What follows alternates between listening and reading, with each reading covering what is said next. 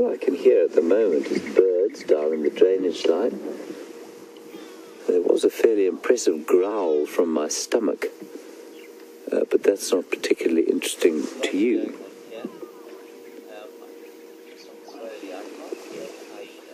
Some red-billed buffalo weavers calling.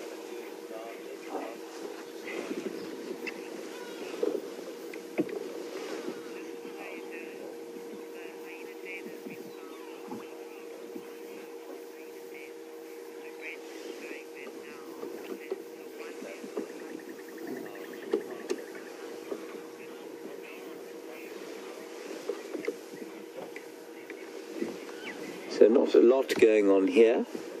I think we'll press on slowly. I can't hear any hyena. So what we're going to do is now head down towards the southwest, towards Treehouse Waterhole, and see what we can find there. Just very lovely sounds all around it. Let's have a quick listen. Phil, can you point the microphone down the drainage line there? And let's see. I just want to try and identify some of the birds that are calling.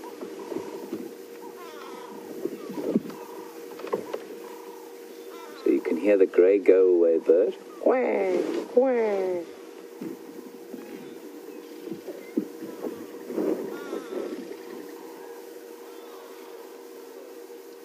You can hear the ring-necked dove.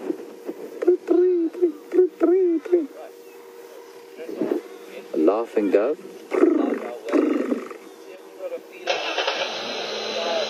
White-browed scrub robin. I would whistle its call, but my lips are too cold.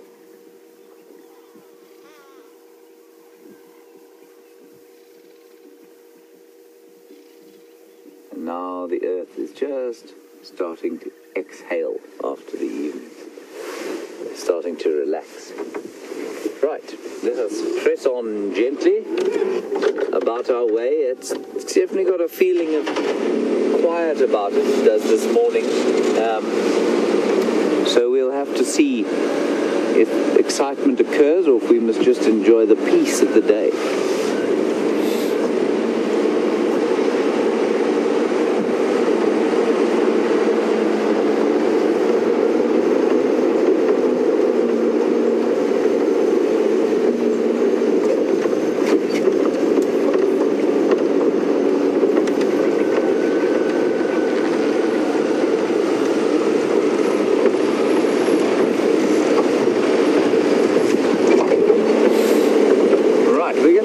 To Brent, who I believe has something quite exciting to tell you, or show you, or both, with any luck, and we'll see you a little bit later.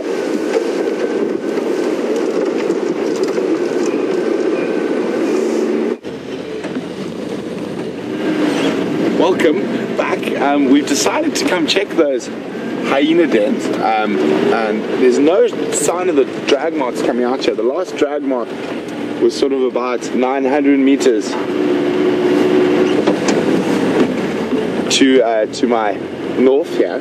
So we're going to start down here at the Philemon Dip den site. So I'm just checking very carefully.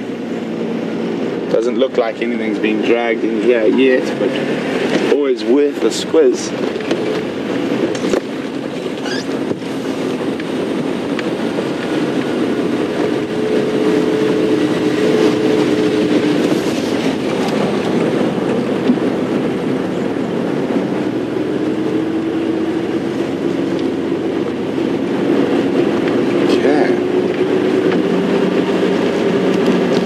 The den now. Let's keep a lookout, see if anyone can spot anything.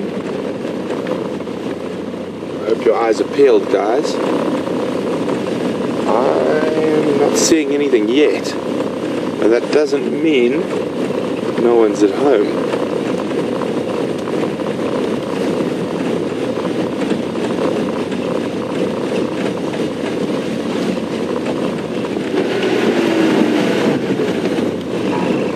Remember, the adults quite often maybe lie off to the side somewhere. cold morning like this, I think they'll be looking for some sunshine.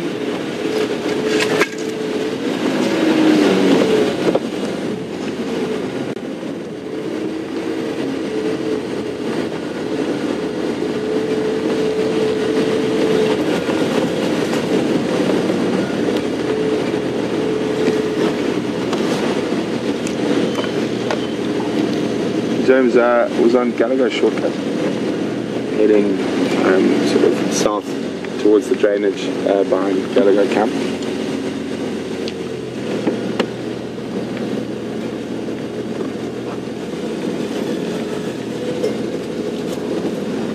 Just checking very carefully. But I'm not seeing anything, but there definitely looks like there's been some new movement. There's quite a lot of tracks around.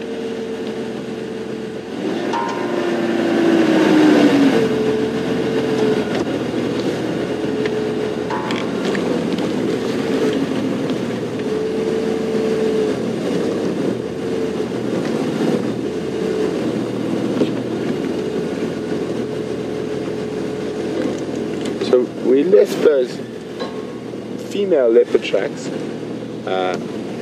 heading south from Gallagher shortcut towards Gurry Dam.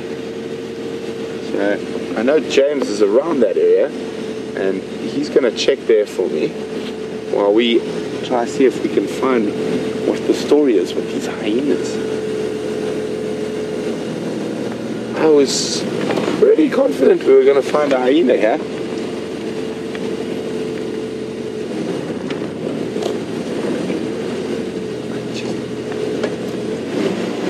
Listen, see if we can hear anything.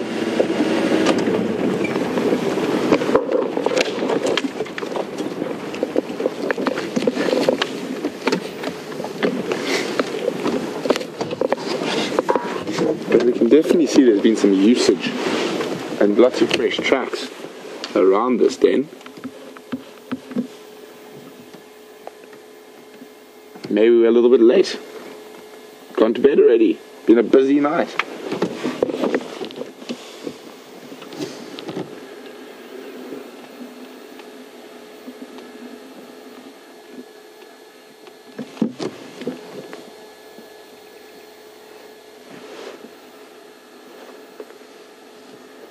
Nope. No one at home here. But just judging from the amount of activity around here, I think this is the active den at the moment.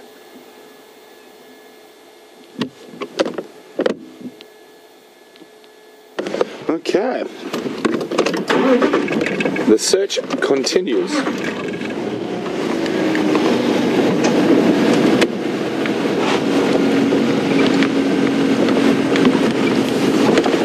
I'm going to head back towards the area where I last had a drag mark to see where it goes.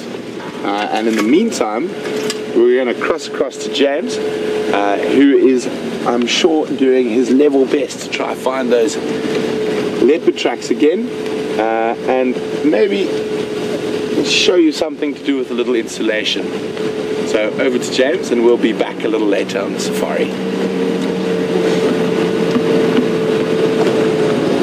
Den, and the hyenas had gone back inside it. Sorry about that. Here we've got two young Impala ewes, and they're all fluffed up. Not often you associate an antelope with a teddy bear, but they've fluffed out their skins because it's such a chilly morning. And they're able to do that, to trap air underneath the hair. And what that means is that they don't have to grow a long, shaggy winter coat, which they then have, which is energetically very expensive to do. They've evolved a strategy to stay warm without having to grow too much more of a coat. So for those of you who are perhaps unfamiliar with the strategy, what it is that they manage to sort of lift. Oh, isn't that a lovely sound? That's a bearded woodpecker just close by.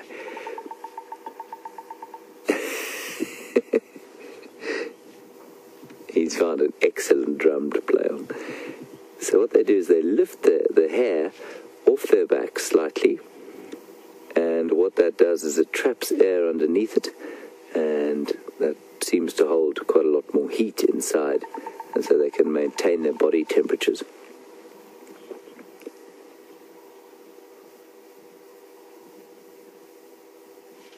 It's very unusual to have them so close to us. I mean, they're not... When we stopped here, she was about probably just 20 meters or 10 meters away. And for an impala, not normally that confiding, so it's quite nice to have these two here. I don't know why they're on their own like this. Normally at least 6 or 7 of them. But it's so often that we just drive past them and don't appreciate how lovely they really are. Dainty legs, incredibly fast, unbelievable ability to jump. And you can see this impala is grazing and eating leaves and browsing.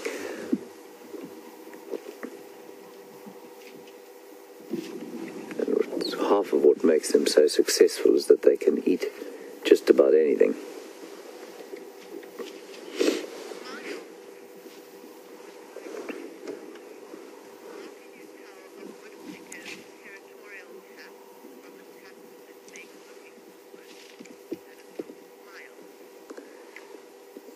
Smiles, you want to know, very good question, thank you for it. You would like to know how it is that I can tell the difference between a woodpecker's territorial tap and whether he's looking for food.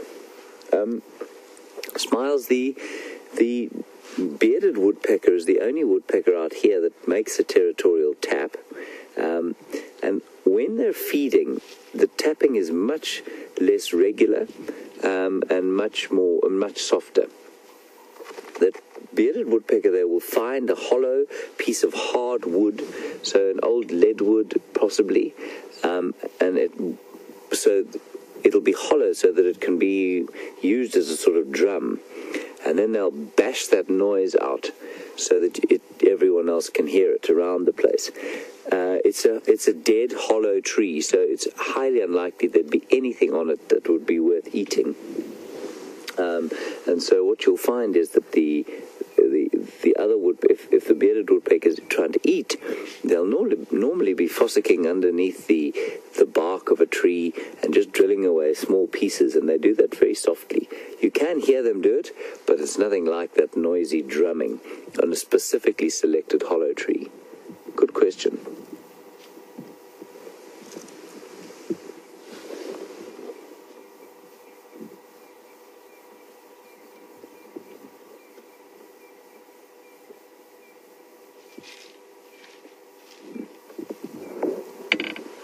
I really enjoy impalas.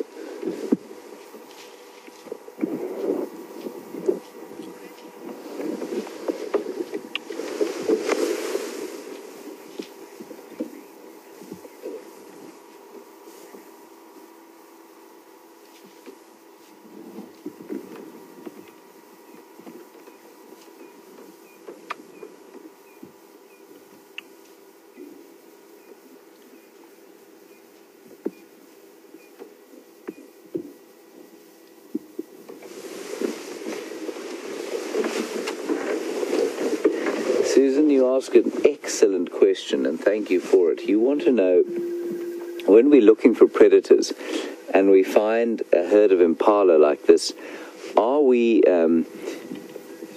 happy because we think maybe the predator might be stalking them, or are we unhappy because they look so relaxed?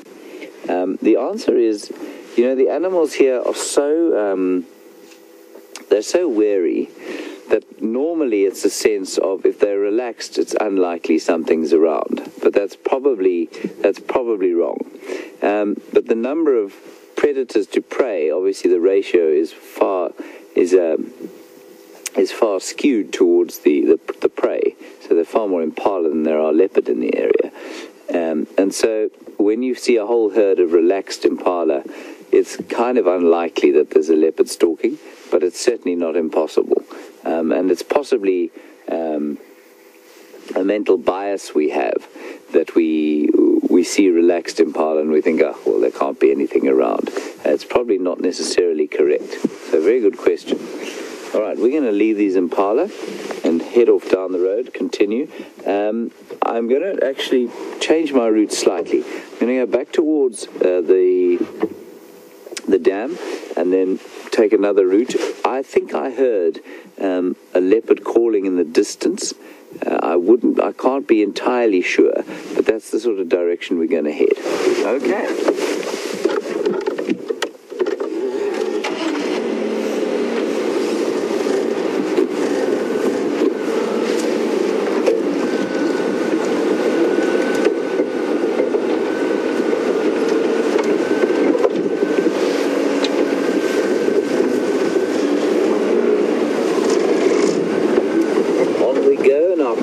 Excitement and beautiful animals. Bye, chaps. Watch out.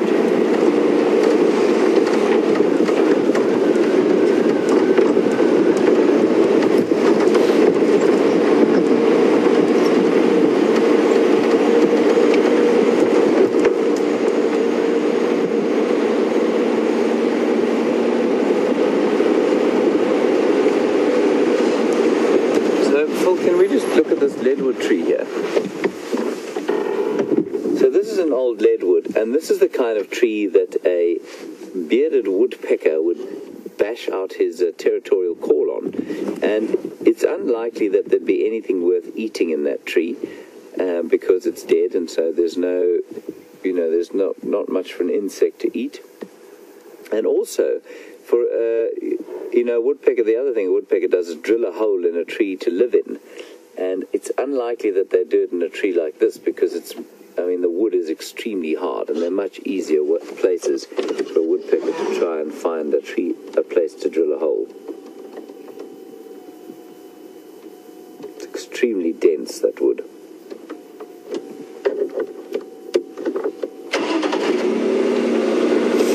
It's excellent firewood. Mostly it just makes excellent decoration, in the bush especially.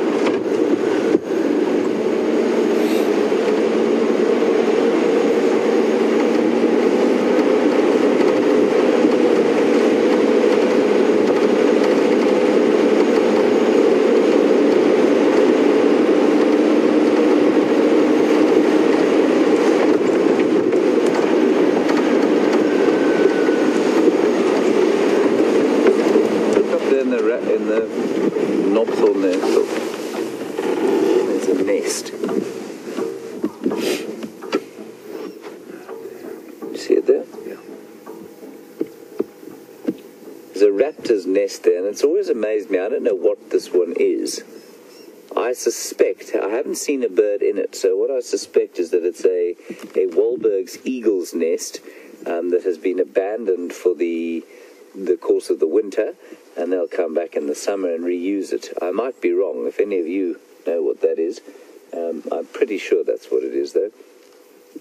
They're like knobthorn trees.